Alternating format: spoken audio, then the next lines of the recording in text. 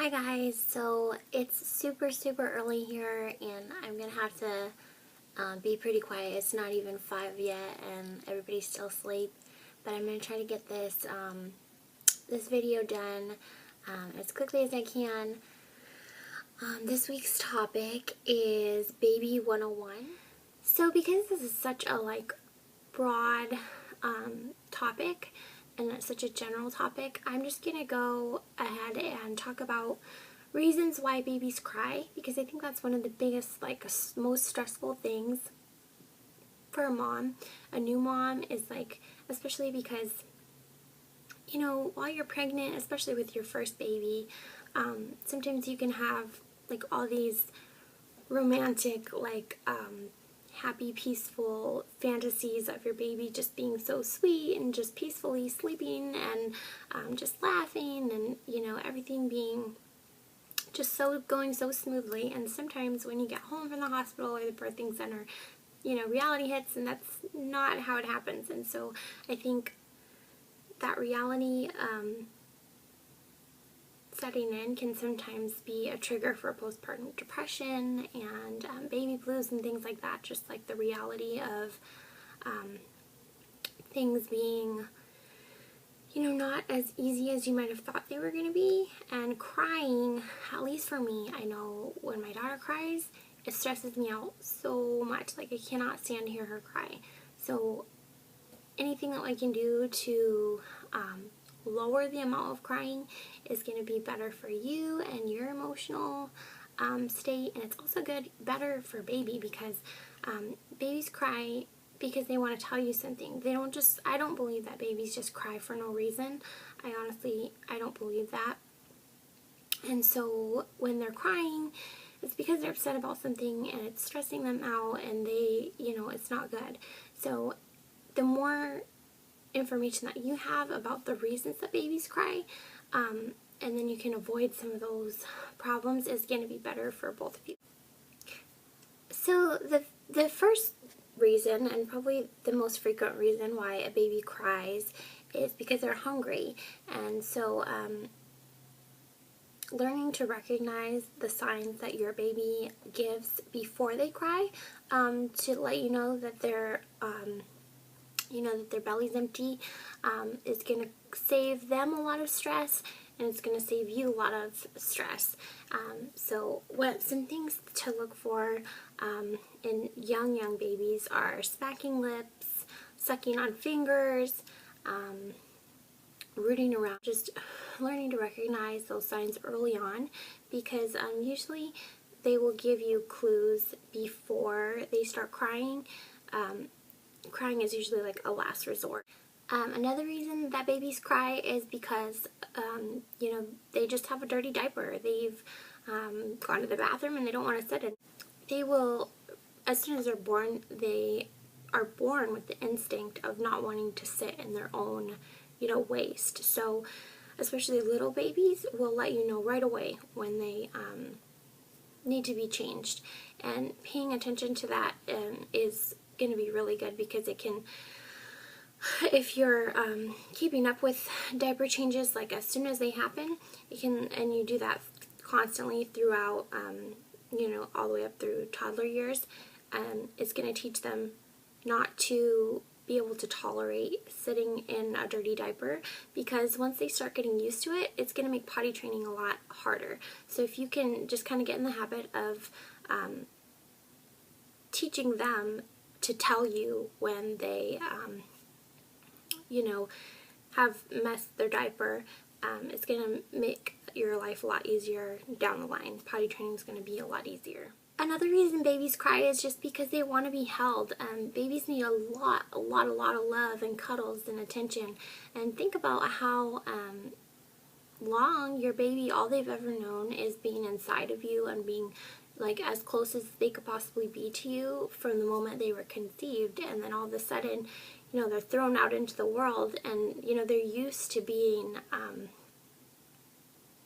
right there with you and hearing your heartbeat and things like that. And so just picking them up and carrying them around and cuddling them, nursing, baby wearing is a great one for this. I think so much crying and stress can be avoided just by wearing your baby around the house, and it's amazing how much more you can get done. Like, as soon as I discovered baby wearing, my house was clean, like my older kids were no longer neglected, like I could actually like make lunch, you know, you can get a lot done. It's like hands-free, and your baby's comforted, and they can feel the warmth of your body, they can hear your heartbeat, there's like a rocking motion when you're walking around, it puts them to sleep, they sleep longer, it's just all around good. And along the same note, I know a lot of people are under the assumption that if you hold your baby too much, you're spoiling them. This is not true, and I can tell you just from my own children, I have 3 children, and my 2 oldest are my stepchildren, and so I didn't have them as babies, but my husband did, and my son was held, his oldest son was held non-stop, constantly, his first baby, and so constantly in someone's arms, always being talked to, always being held, went everywhere with his dad, just a lot of affection and attention, and he is a very, very independent, like, secure, happy child. And then on the other side, my daughter was not held very much. They didn't want to spoil her, and so they would lay her down a lot. This is what my husband's told me, that they would kind of try the opposite. And I've noticed that, you know, she needs a little bit more attention and things like that. So it's been proven that if you teach your babies early on that you're always going to be there, and you develop that like trust and that bond with them, then as they get older, they are secure in their relationship with you, and they know you're not going anywhere. They know that, you know, mommy's always going to be there, daddy's always going to be there, and they become a lot more independent. They actually do a lot better than children that are left to cry it out and things like that. So that's a whole other topic, but I just want to encourage you that it's not spoiling your child to pick them up and give them attention. That's all they really want and need. So don't worry about spoiling them, because it's pretty much impossible to spoil your baby with your attention. Another reason babies cry is just because they have stomach trouble. A lot of babies have colic, or they may need to be burped. You know, just any kind of discomfort inside of them, they're going to cry, because, you know, they don't know. They're confused and they're in pain, so they're going to cry. So definitely burping right after feeding. And for colic, there's a lot of different natural remedies that you can try for colic, and I don't know any of them offhand. I haven't really researched that enough yet, but you can just definitely just research it, and if your baby does have colic, I would just try taking a natural route before going to over-the-counter medicines. That's just my opinion. But most of the time it's probably just gas, so try burping and rubbing their belly and their back and walking around with them, things like that. So babies are really temperature sensitive, so if they get too hot or too cold, they will cry sometimes. So just be aware of how you're feeling, and usually it's a pretty good way to gauge how your baby is feeling, and then you can feel their skin and see if they're really warm to the touch. Try taking some layers off, and if they get cold, you don't want to use blankets really, especially if they're by themselves, but you can layer up their clothing. If you're holding them, of course, you can swaddle and things like that to keep them warm. Another thing that causes babies to cry a lot is overstimulation. Babies are very, they need quiet a lot. They get very overwhelmed, especially if you have a lot of pets and other children, and TV is on and the radio is on. It can be very overwhelming for a brand new baby, and it can cause frustration. And so how are they going to express that frustration? Obviously is going to be by crying. So just try removing your child from the situation. If things are getting too chaotic, sometimes it can cause them to cry. And then another thing is sometimes babies just get bored, and they need more stimulation. So if there's not a whole lot going on, they'll sometimes cry because, they just want something to do, something to look at. So I would try rattle toys, looking at picture books, shaking keys around, pretty much anything when they're first born and little, just something to keep their mind going, playing music, things like that are good. So those are my tips for how to keep your baby happy and some reasons that babies cry. So just some other random things that I've come across that help to keep a happy baby and things to go more smoothly and less stress for mommy and baby and the whole family are just co-sleeping is very helpful for